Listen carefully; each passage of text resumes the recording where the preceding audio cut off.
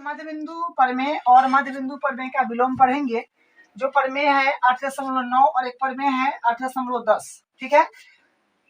क्या कह रहा है कि किसी त्रिभुज, हम एक काम करते हैं, किसी त्रिभुज को बनाते हैं। ये त्रिभुज है, इसको नाम देते हैं ए बी सी। किसी त्रिभुज, ठीक है, कोई त्रिभुज बना लिया, किन्हीं दो भुजाओं, किन्हीं दो भुजा बोला है, कोई भी दो भुजा। त्रिभुज में 3 भुजा होता है, ठीक है, 1 2 3, तो कोई दो भुजा बोला है ना, किन्हीं दो भुजा। तो हम ये भुजा सेलेक्ट कर रहे हैं, हम ये भुजा सेलेक्ट कर रहे हैं। जरूरी नहीं है कि आप ये और ये सेलेक्ट करिए, आपको मन है तो ये और ये लीजिए, आपको मन है तो ये और ये लीजिए। हमारा मन है कि ये और ये लीजिए, ठीक है। तो ये भुजा और ये भुजा, किन्हीं दो भुजा, किन्हीं, तो किन्हीं है मतलब हम एक भुजा ये लिए, दूसरी भुजा ये लिए, ठीक। किन्हीं दो भुजाओं, किन्हीं दो भुजाओं के मध्य बिंदु, अच्छा दो भुजा जो लिए है ना उसका मध्य बिंदु होगा। मध्य बिंदु मान लीजिए इसका डी है और इसका मध्य बिंदु मान लीजिए ई है, ठीक। इसका मध्य बिंदु ई है, को मिलाने वाला, अच्छा मध्य बिंदु को मिलाना भी है सर, मध्य बिंदु को मिला दीजिए, चलिए ठीक है, मिल गया। तो ये मध्य बिंदु को जो मिला दिए ना, तो ये मध्य बिंदु जो होगा, दो भुजा तो अपने ही लिए है, तो बचाइए, तो ये भुजा हो गया तीसरा। लेकिन ये दो भुजा के मध्य बिंदु को मिलाने वाला रेखाखंड होगा, उस समांतर होगा बीसी का, ये बात है, ठीक है, समांतर होगा बीसी का।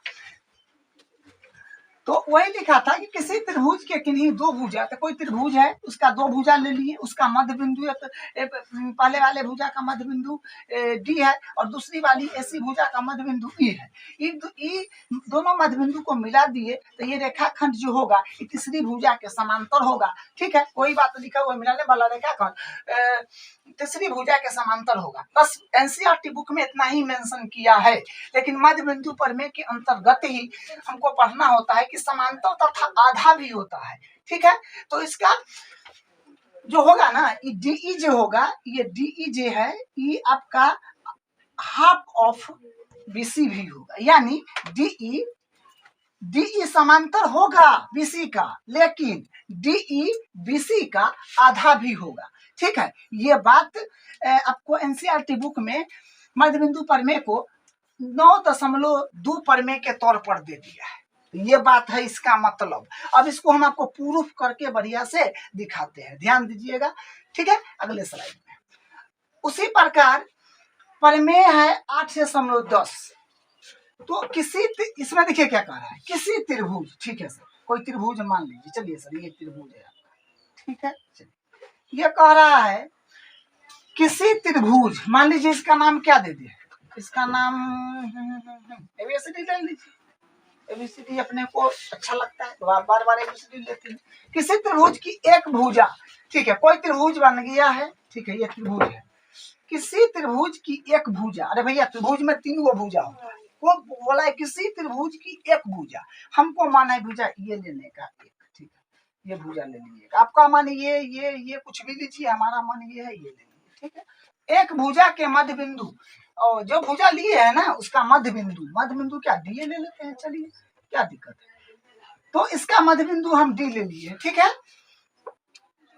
मध्य बिंदु दूसरी भुजा के समांतर, अब देखिए एक भुजा के मध्य बिंदु दूसरी भुजा, हम इसको अब सेलेक्ट कर रहे हैं, इसको, किसको, बीसी को, दूसरी भुजा के समांतर, मतलब यहाँ से जो एक लाइन खींचेंगे ना, ये लाइन जो होगा ये दूसरी भुजा के समांतर होगा, ठीक है। दूसरी भुजा के समांतर खींची गई रेखा, दूसरी भुजा के दूसरी भुजा का समांतर खींची गई रेखा तीसरी भुजा के समद्विभाजित, अरे क्या करेगा, समद्विभाजित करेगा। अगर मान लीजिए यहाँ पर ई होगा तो ए ई बराबर हो जाएगा इसी का, ई बात कह रहा है।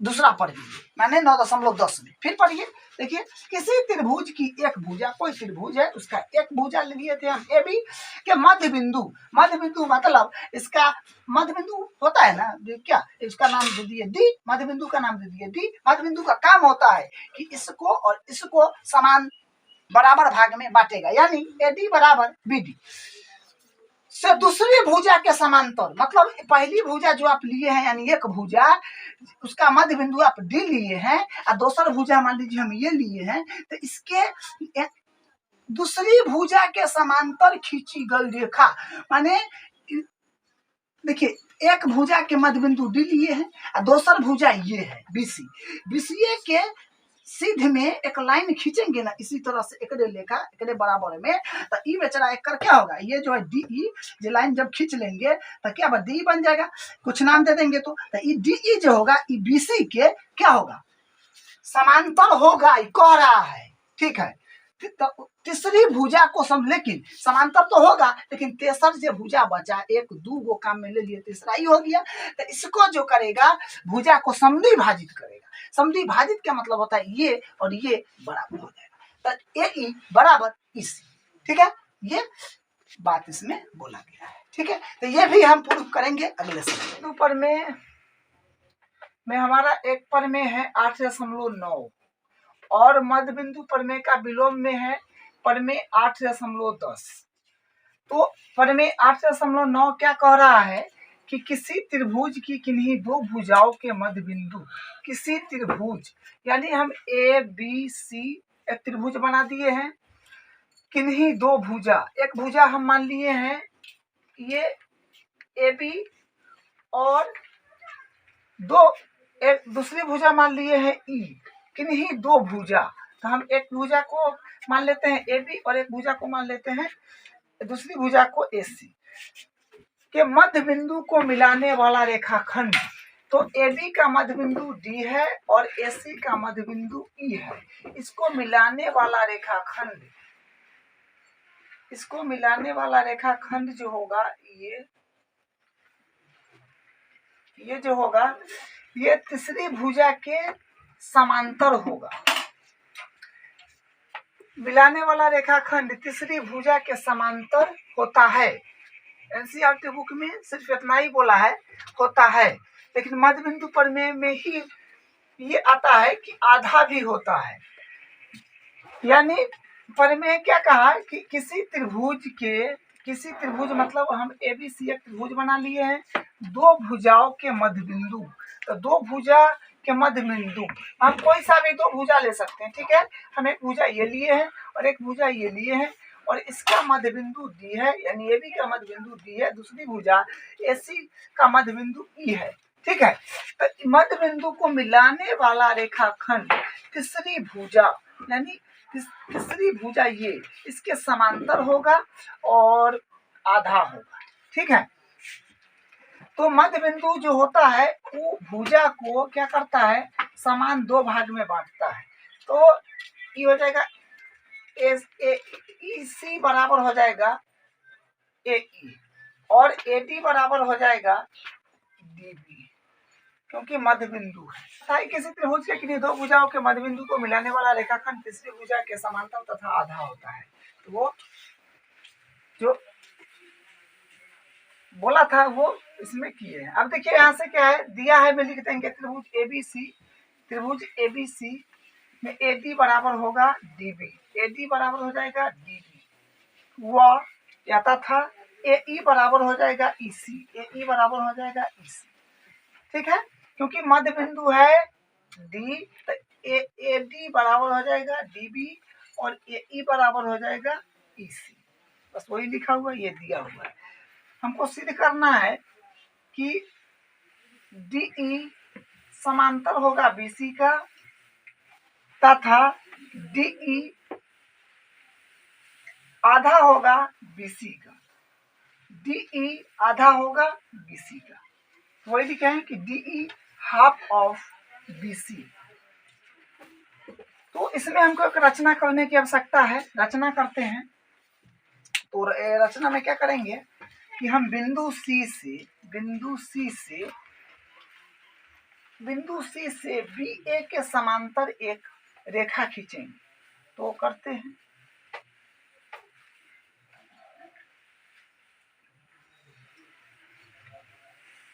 बिंदु सी से बी ए के समांतर एक रेखा खींचे हैं और डी ई को बढ़ाना है, डी ई को बढ़ाएंगे डी को बढ़ाएंगे तो ये बिंदु मान लेते हैं डी को बढ़ाई गई, डी को एफ पर प्रतिच्छेद करता है, मान लेते हैं ये एफ बिंदु है। तो रचना में ये बात लिख देंगे कि बिंदु सी से एक रेखा खींचा, बिंदु सी से एक रेखा खींचा जो ए बी या बी ए जो कहिए के समांतर तथा बढ़ी हुई डीई को एफ पर प्रतिच्छेद करता है। तो ये रचना में हो गया। अब हम उत्पत्ति यानी बनाते हैं तो एक ये त्रिभुज लेंगे और एक ये त्रिभुज लेंगे तो हो जाएगा त्रिभुज डी, त्रिभुज हो जाएगा लेंगे त्रिभुज ए डी ई तथा त्रिभुज सी एफ ई, त्रिभुज सी एफ ई में। अब इसको हम सर्वांगसम करेंगे तो सर्वांगसम करेंगे तो यहाँ से ये जो है इसको अगर कोण नंबर 1 नाम देते हैं, इसको कोण नंबर 2 नाम दे देते हैं। तो कोण एक जो होगा वो बराबर हो जाएगा कोण 2 का शीर्षाभिमुख कोण हो जाएगा, ठीक है, वर्टिकली अपोजिट एंगल या शीर्षाभिमुख कोण। उसके बाद ये जो है ई है वो बराबर है ईसी का, क्योंकि ई एसी का मध्य बिंदु है। तो ए ई और ईसी जो होगा वो बराबर होगा, देखिए ए ई बराबर ईसी तो लिखेंगे ए ई बराबर ईसी, इसमें लिखेंगे दिया है। उसके बाद सी एफ और ए बी यानी ये वाला सी ए बी और सी एफ जो है ये समांतर है, ये समांतर है। तो समांतर है यानी इस तरह से ऐसे ऐसे, ठीक है। ये होगी आपका ए बी और ये हो जाएगा आपका सी एफ, ये हो जाएगा सी एफ, ये हो जाएगा सी एफ। तो हम क्या काम करेंगे, ये यहाँ का कोण जो होगा कोण ए पर का, इसको मान लेंगे कोण 3 और यहाँ पर का जो कोण होगा इसको मान लेंगे कोण 4, यानी ये, ठीक है। यानी ए बी समांतर है सी एफ का, तो ये क्या होगा एसी तिर्यक रेखा हो जाएगा, तो कोण 3 और कोण 4 बराबर हो जाएगा, ठीक है। तो लिखेंगे कोण 3 बराबर हो जाएगा कोण तिर्यक हो जाएगा एसी अंतः एकांतर कोण, अंतः एकांतर कोण हो जाएगा, अंतः एकांतर कोण। तो कोण 3 बराबर कोण 4 हो गया, ए बी समांतर सी एफ तथा तिर्यक एसी अंतः एकांतर कोण हो गया। ये और ये समांतर है, यहाँ से भी एकांतर कोण बनता है ना, यहाँ से देखिए ये बन जाएगा। तो ये कोण ये भी हो सकता है, लेकिन हम ऊपर ये ले लिए ये, तो ये एंगल साइड एंगल से, अगर ये कोण लेते हैं ना तो ये नहीं होता, ये होता एंगल साइड से। तो सर्वांगसम हो गया है, लिखेंगे त्रिभुज ए डी ई, सर्वांगसम हो जाएगा त्रिभुज सी एफ ई का एंगल साइड एंगल नियम से।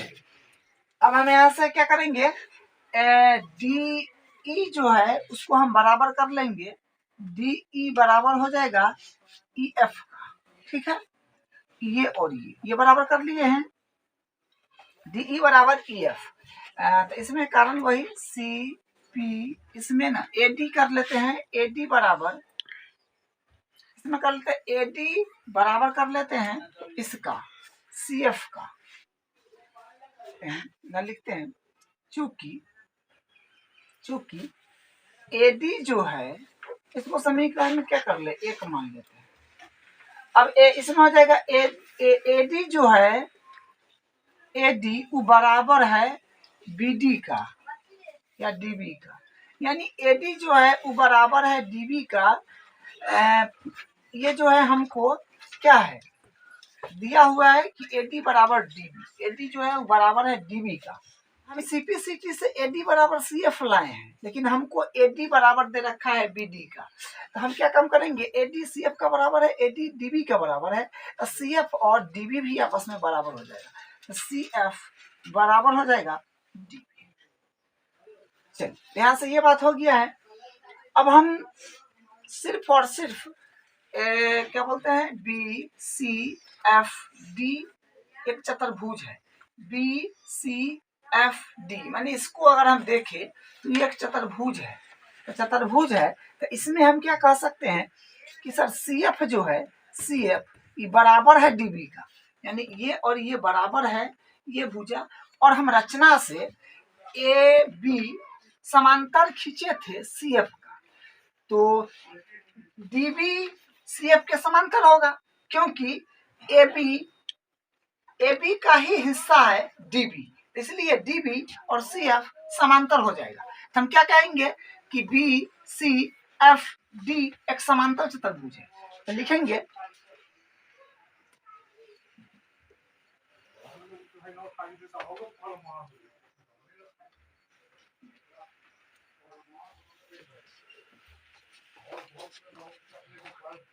लिख दिए हैं कि अब चतुर्भुज BCFD में DB समांतर CF और DB बराबर CF, अतः ABCD एक समांतर चतुर्भुज है। कारण है कि क्योंकि सम्मुख भुजाओं का एक युग्म समांतर तथा बराबर है। तो यानी हम BCFD को समांतर चतुर्भुज प्रूफ कर दिए हैं। तो अब यहाँ से लिखेंगे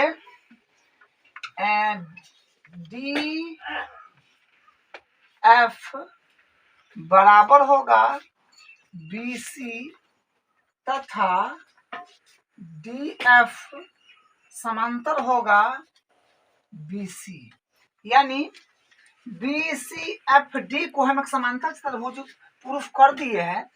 तो इसके सम्मुख भुजा जो होगा, सम्मुख भुजा क्या होगा, बराबर होगा और समांतर होगा। तो इसका सम्मुख भुजा हम DF और BC लिए हैं, तो DF बराबर होगा BC का और DF समांतर होगा BC का। ठीक है, तो DF बराबर BC तथा DF समांतर BC लिए है। ठीक है, तो DF के बदला हम क्या लिख सकते हैं, DF देखिए DF ये है, तो DF के बदला हम लिख सकते हैं DE प्लस EF। तो DF के बदला लिख देंगे DE प्लस EF बराबर BC को कुछ नहीं लिख सकते, तो BC को BC ही रखेंगे। तो यहां से हमारे पास आ जाएगा DE प्लस EF बराबर BC। तो DE जो है इसको DE ही रखते हैं। ठीक है, D को DE ही रखेंगे, DE को DE रखे हैं, प्लस है तो प्लस, और EF के बदला क्या लिख सकते हैं, EF के बदला DE, तो यहां से हो जाएगा DE बराबर BC। तो यहां से क्या हो जाएगा, DE प्लस DE बराबर हो जाएगा 2DE। ठीक है, अब बराबर BC। तो हम यहां से लिख देंगे कि DE बराबर हो जाएगा 1/2, क्योंकि बट्टा में चला जाएगा, BC। और ये पीछे जो लिख रहे थे वो भी लिख देंगे, तथा DF समांतर BC।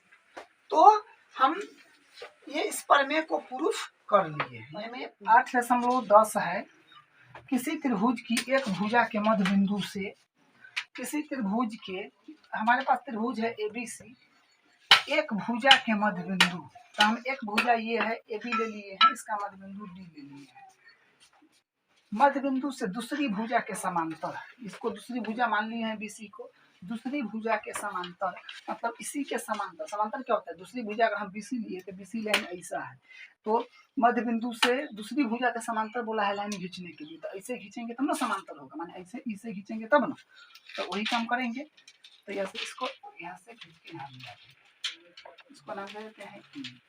ठीक है, इसको नाम देते हैं E। दूसरी भुजा के समांतर खींची गई रेखा, दूसरी भुजा के समांतर रेखा खींच दिए हैं, तीसरी भुजा, अब ये बच्चा सो तीसरी भुजा होगी, तीसरी भुजा को समद्विभाजित करता है। समद्विभाजित का मतलब होगा कि ये और ये जो है समान भाग में बट जाएगा, मतलब ए ई बराबर हो जाएगा ए सी। ठीक है, ये बात बोला गया है। फिर से देख लीजिए एक बार, डी ई समांतर हो जाएगा बी सी का, ये बात बोला गया था, डी ई समांतर बी सी का। तो तीसरी भुजा को समद्विभाजित करता है, माने ई हमको सिद्ध करना है। तो सिद्ध करना में लिख दिए कि ए ई बराबर होगा ई सी। हम क्या काम करते हैं, बिंदु ई से एक रचना कर लेते हैं। इस प्रकार करेंगे कि ए बी के समांतर हो और बी सी को किसी बिंदु पर प्रतिच्छेद करें। ठीक है, तो करते हैं। तो ये है, इसको हम एम नाम दे देते हैं क्योंकि यहाँ पर एम लिखा है। भुज हम लेते हैं डी बी एम ई में, चतुर्भुज हो जाएगा डी बी एम ई में। देखिए बी सी का हिस्सा है बी एम, इसलिए डी ई और बी एम भी समांतर हो जाएगा। दूसरी बात, हम रचना से ए बी के समांतर हम ई एम खींचे हैं, तो ये और ये भी समांतर हो जाएगा। तो कहने का मतलब किसी चतुर्भुज का अगर भुजाओं का दोनों युग्म अगर समांतर हो जाए तो उसको हम बोलते हैं समांतर चतुर्भुज। तो ठीक है, देखिए ये है समांतर है बी सी का, तो इसका ही बी सी का ही हिस्सा बी एम है, इसलिए डी ई समांतर बी एम होगा। उसके बाद यहाँ पर आप लिखिएगा कि डी बी एम ई का या ई एम का, तो ए बी समांतर है ई एम का, तो डी बी समांतर हो जाएगा ई एम का, क्योंकि ए बी का ही हिस्सा है डी बी। ठीक है, तो यहाँ से क्या हो जाएगा, हम कह सकते हैं कि अतः डी बी एम ई एक समांतर चतुर्भुज है। तो लिख देंगे, दिए हैं कि डी बी एम ई एक समांतर चतुर्भुज है क्योंकि सम्मुख भुजाओं का दोनों युग्म समांतर है। ठीक है, तो यहाँ से हम कह सकते हैं कि डी बी जो होगा वो बराबर होगा ई एम का, क्योंकि समांतर चतुर्भुज की सम्मुख भुजा बराबर होती है। यहाँ से लिखेंगे डी बी बराबर हो जाएगा ई एम, तो लिख दिया डी बी बराबर ई एम।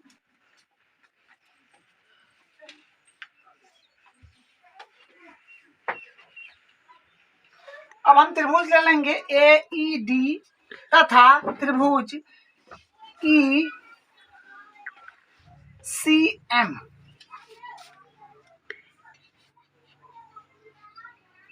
में तो ये दोनों त्रिभुज को हम सर्वनाम करते हैं। तो इस दोनों त्रिभुज को देखिए आप ध्यान से, तो ये क्या है कि ये जो है ये और ये जो है ये समांतर है। ठीक है, ये जो है ये डी ई और बी सी ये समांतर है, तो ये तिर्यक के काम करेगा। तो तिर्यक के काम करेगा, अगर कोई इस तरह से है ये और ये समांतर है, या इस तरह से है ये तिर्यक है, तो ये क्या कहेंगे, ये कोण और ये कोण जो होगा ये बराबर होगा। कोण एक बराबर कोण दो, इसको कोण नंबर एक नाम दे देते हैं, इसको कोण नंबर दो नाम दे देते हैं। ये बराबर होगा क्योंकि संगत कोण हो गया, ये और ये समांतर है, तो ये लाइन के ऊपर और ये लाइन के ऊपर क्या हो गया, संगत कोण हो गया। तो ये लिखेंगे कोण एक बराबर हो जाएगा कोण दो, संगत कोण है, संगत कोण। ठीक है, उसके बाद ए बी और ए बी हो गया, ये आपका ई एम हो गया, ई एम, ई देखा पूरा हुआ ए सी, तो ये आपस में भी समांतर है, कह सकते हैं रचना से।